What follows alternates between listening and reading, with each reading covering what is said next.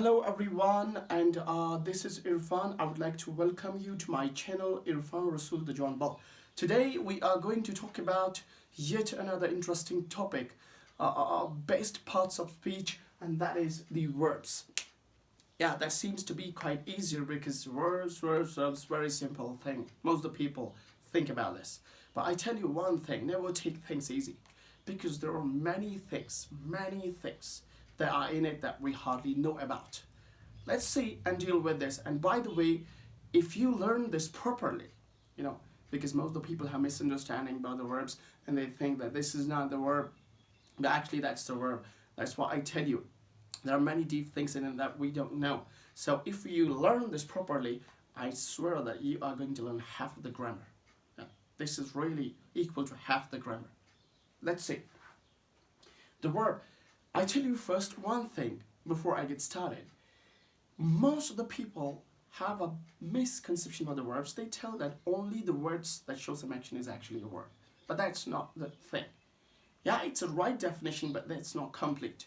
The real thing is that verb is not only the word that shows some action, but it's beside that many things. What are they? For example, verb is a word, if I'm supposed to define it according to my own knowledge. Verb is a word that is one of the basic elements of the sentence. When I say basic, it means important. One of the important elements of the grammar without which a sentence is not possible. I'll show you how. See these examples. For example, she's my friend. See the other example.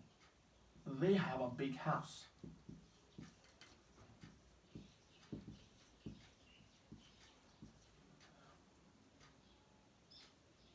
We shall be friends. Like that. You see? Can you see in these sentences any word of action? Definitely not. It's not possible. But still there are some basic elements. You see, this is one of the basic elements. This is one of the basic elements. And so is this. Actually, these are also the verbs, but you can't see them doing anything. I repeat, I don't say that the words that show action are not verbs. They are the verbs. But there are many more words which do not show action, but still they are verbs. That's what I want you to clear it. So you see, if I write the definition, I would say a verb is a word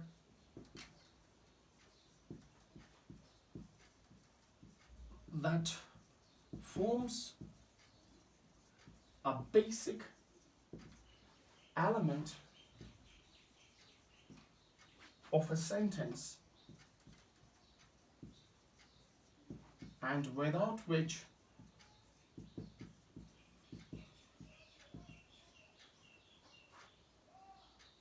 the sentence is not possible. It's not possible. You can make a sentence without the verb. Is it right?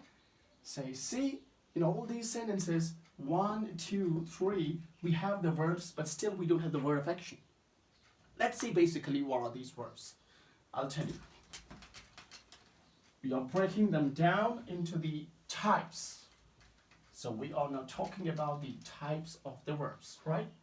So when we see, there are many types of the verbs that I said, because most of the verbs types you don't know. So let's just break them down and have a look properly. In broader sense, there are 3 types. Number 1, main verbs, right? Number 2 is that auxiliary verbs, or we also call them helping verbs or linking verbs, right? The other one, modal auxiliaries, or we also call them modal verbs. Remember, these auxiliaries and these auxiliaries are different. Never take them as same. These are not only 3 types of the verbs, there are many. You will just see still many types because they have subtypes.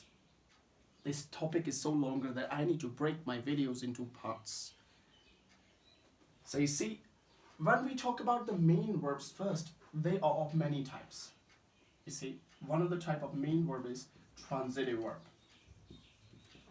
The other one, intransitive verb. The other one, ditransitive verb. The other one, ambitransitive verb. The other one, reflexive verb. The other one, causative verb. The other one, ergative verb. Now, this is something that's very rarely known by the people. Ergative verb, because not most of the books mention this, not most of the teachers talk about this, but only few. So you see, and this also has types, let's discuss them in future. But first, you have a look at this. You need to remember everything in this. But before we take these types separately, we need to understand a concept, and that's the concept of object. Because unless we come to know about this, it's not easy that we can be understanding this. To understand the concept of the object, we need to just know one thing, because there was a girl, she called me a couple of days before and she said, "Sir, does this sentence has an object?" So what's the sentence say? "I'm sleeping in a bed," right? She says, perhaps she was thinking that this is the object. So I told her that no, that's not the object. This sentence doesn't have an object. So everything that comes after the verb cannot be an object, right? So if you want to know what the object is, we are not diverting from the topic, because unless we come to know about the object, we can't be able to do justice with these parts. Bear in mind, you need to know first what the object is. So object is something that answers these 4 questions about the verbs. Object is something that answers these 4 questions that I'm going to write, but about the verb, right? Number 1, what or who. Suppose, for example, if an action is done, what's that action? For example, I wrote. You wrote. The action is that somebody wrote. I wrote. Now, what I write? Or what did I write? So I wrote a letter. So this word is answering this question, right? This is an object. Because I said, if a word answers these 4 questions about the verbs, that's an object. So what are the other 2? These are 2 only. So the other 2 are to what or to whom, or for what or for whom, right? You see, the other example about this is that I killed. You killed who? I killed a man. So this is answering this question. So this is also an object, right? I repeat, I said if a word is answering any of these 4 questions about the verb, because this is answering this question about this word, that's the object. So these 2 are the objects. How about this one? You see, I gave the letter. You gave what? This is answering, the letter is answering this again. But I gave the letter to my friend. So this is answering to whom? To whom did he give? Right? So it's also an object. I did it. You did what? This is answering this. I did it for that. For what? For that. So this is also an object. So you got to remember one thing, that if a word answers these 2 questions which are here, they are direct objects, right?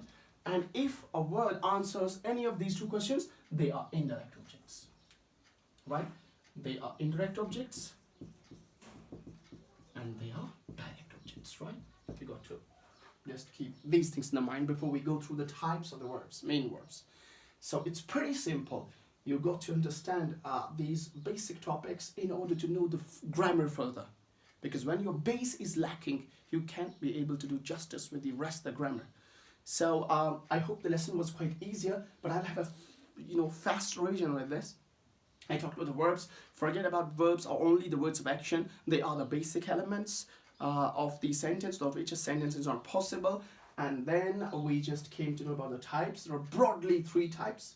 You know, the main verb has these 7 types. It has further many types according to the other type of verbs. These main verbs have 2 types, stative verbs and dynamic verbs. We'll be talking about that later. According to other way, these main verbs have other 2 types, finite and non-finite. Why the one way, the other way? Because I said this is a deeper topic.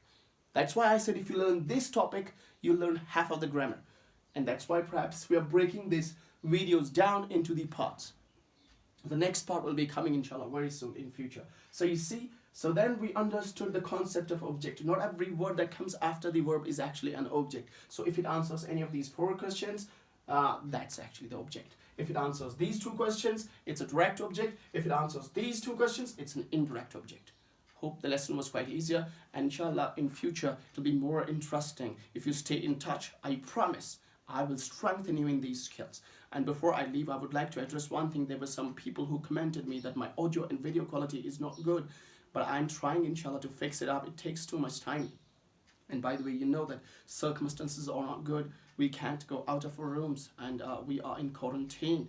Inshallah, I pray to my Maker that may He keep us healthy and safe at our homes. Thank you, everybody.